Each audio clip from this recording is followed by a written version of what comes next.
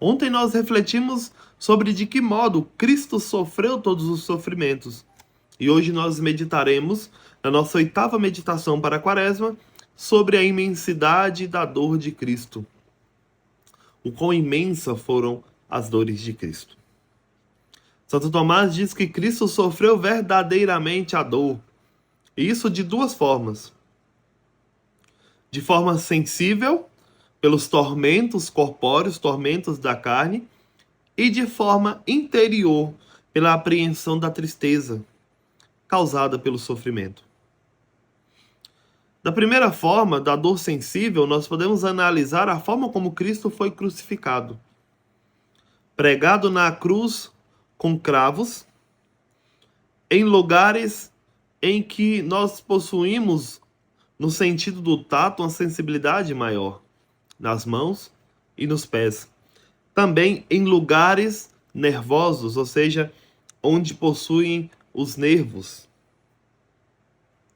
o que causa grande dor, o que faz com que a apreensão da dor seja ainda maior.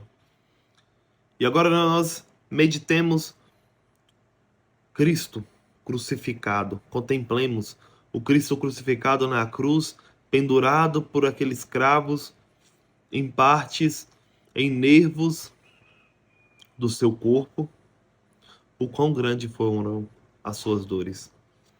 E em Cristo maior ainda, porque Cristo sofreu a flagelação antes de ser crucificado. A coroa de espinhos.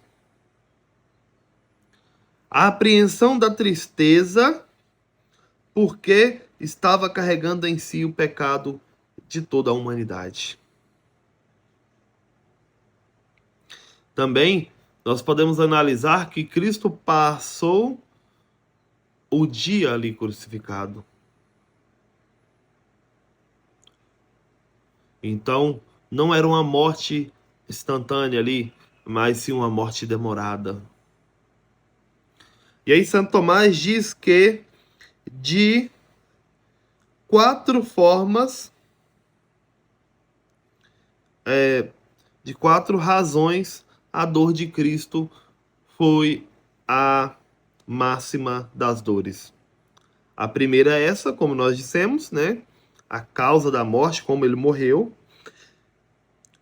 E também a dor interior, interna, pela apreensão da tristeza, pelos pecados do gênero humano. Imagina, Cristo carregando em si todos os pecados da humanidade, morrendo de forma voluntária. E o pior de tudo,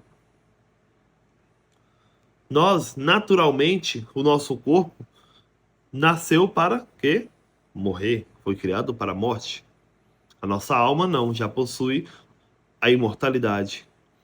E para que o corpo acompanhasse a imortalidade da alma, pela justiça divina, nós recebemos a imortalidade do nosso corpo.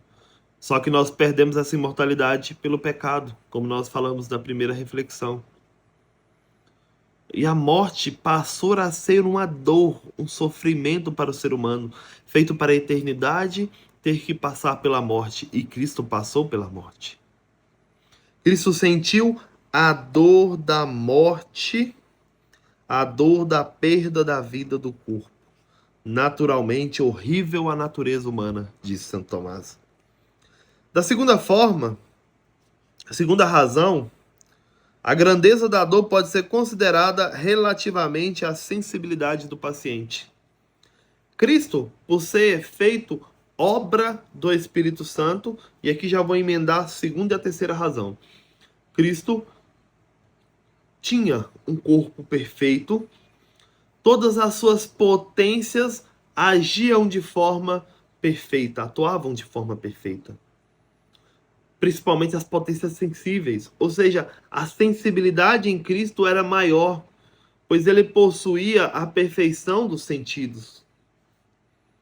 Por isso, a sua dor foi imensa. E a outra forma é que, por ter essas potências que agiam segundo o que lhe era próprio a cada uma, Cristo também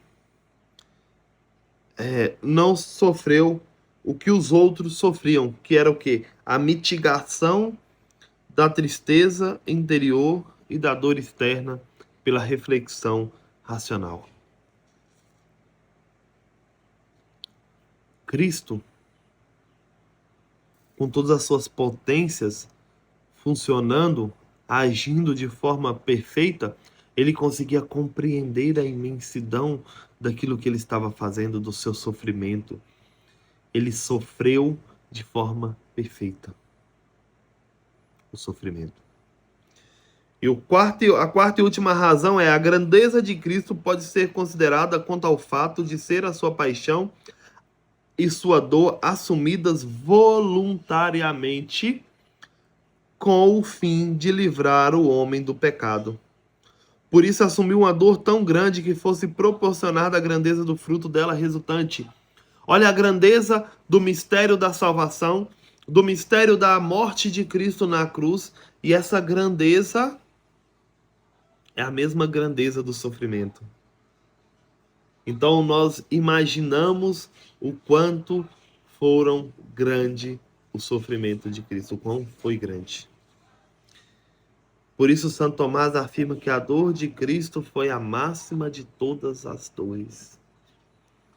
Se a gente for partir de todas essas causas simultaneamente consideradas, de forma isoladas, essas causas não podem ser consideradas a máxima de todas as dores.